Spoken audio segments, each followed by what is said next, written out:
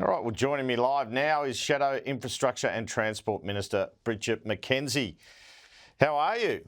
Well, it's early, Andrew, but look, the Nats had a great night. You know, we've picked up 2 seats in Geraldton. We've won back Warren Blackwood, which was the former leader, Terry Redmond's seat.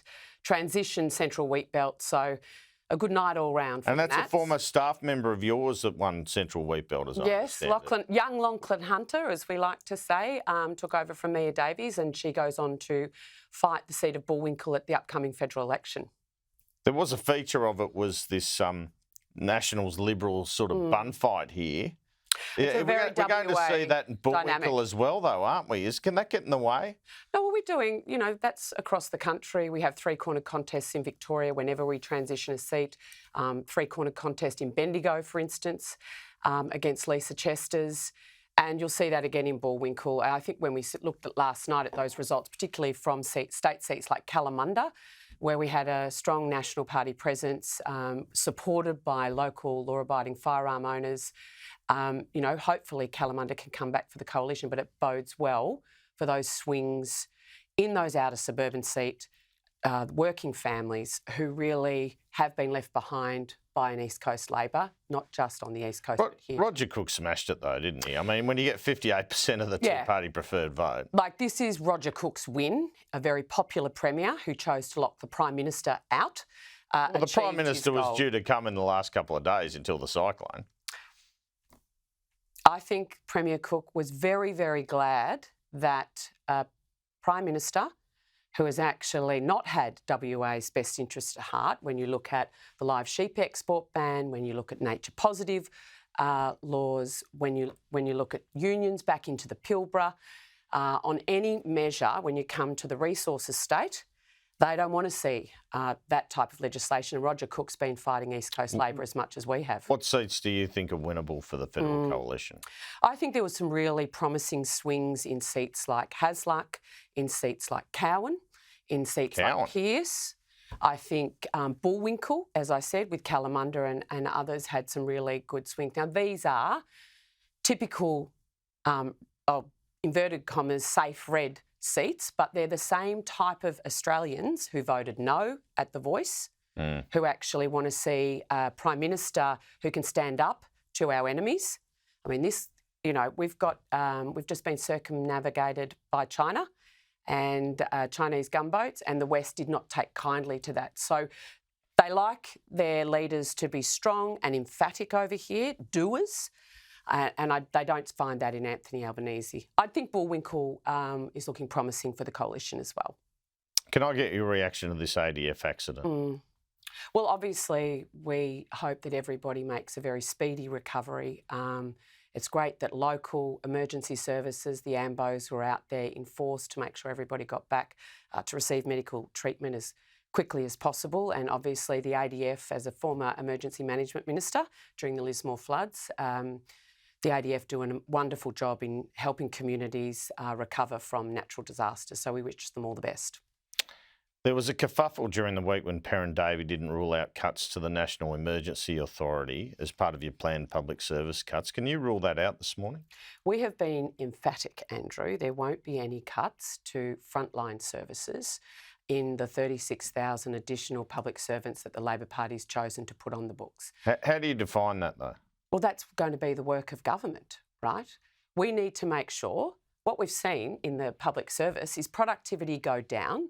You're working from home because your dog or your cat's got anxiety because you've left the house.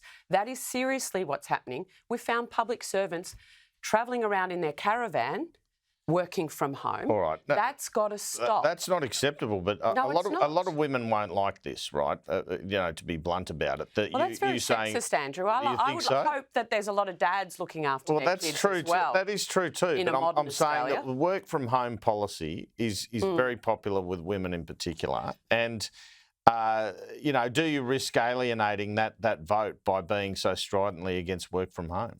Well, what we've been really clear about is there's no breaches to the Fair Work Act here. We've got an enterprise agreement in place. There will be agreements already with managers around work from home arrangements and flexibility around caring and the like. Those will remain in place, but we're not going to actually, we want the public service to service the public. The productivity problem in this country isn't just with small business and mining approvals, it's actually in our public service, and we believe we can make some gains on behalf of the Australian public. Do you think it's more generally because of work from home?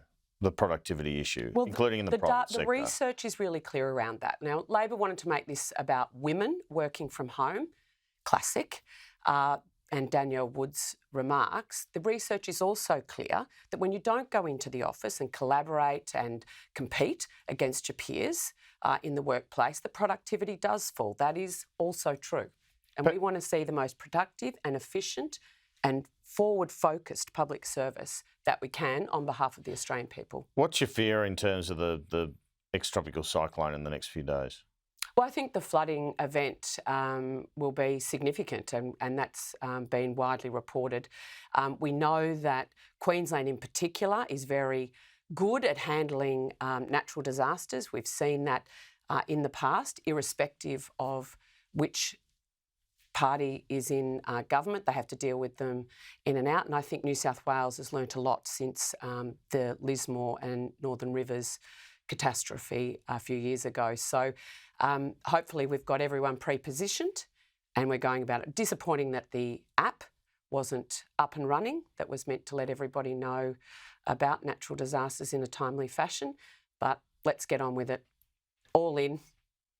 Peter Dutton copped some stick for going to a fundraiser in Sydney as cyclone preparations were underway. Seriously. I hear you groaning. Yeah, with the question. like honestly. Well, what's your take on that? Tuesday. I mean, the reality is he'd gone around to see his aunt, made sure his elderly aunt was okay, secured his own home, fulfilled his obligations within the diary. We made sure he was home in his home state with his community to see them through what ended up being a low pressure trough, and a heavy rain event. So I think it really says more about the Labor Party and how desperate they are to smear Peter Dutton and go personal. And it's just pathetic. Did they put that? Politics. They put that story out, in your opinion? Have you seen Murray Watt? Have you had him on, Andrew? Can't say I have. Oh, well, honestly, the guy's like the head kicker personified, and he just, we're not going to politicise the natural disaster. Politicise the natural disaster. And I remember trying to actually assist communities in a 1 in 100 year flood event, and all he could do as the shadow emergency management minister was criticise both state and federal government's response. So please. All right, you're a Murray Watt fan then. How do you think holding a budget in a May election will affect the opposition's prospects? Well, I think it will give our candidates more time on the ground meeting voters. And I think what you've seen from this state election, and I think it's increasingly so, restoring trust with the Australian public more broadly, it's all 101. Politics is about people, and that is about actually connecting. And so the longer we have to do that, I think the better. We've been wanting to go back to the budget week anyway. It will actually draw back the Harry Potter invisibility cloak off the actual figures. The books will be open for public scrutiny, and I don't think they're going to be good for Labor. And that'll be a good thing because we are to have an actual debate about the failure of this government on economic management into the long term and how the Australian public have been suffering as a result. You heard Patrick earlier, it's all international factors. Sorry, Patrick. Michelle Bullock's made that pretty clear. It's state and federal government spending.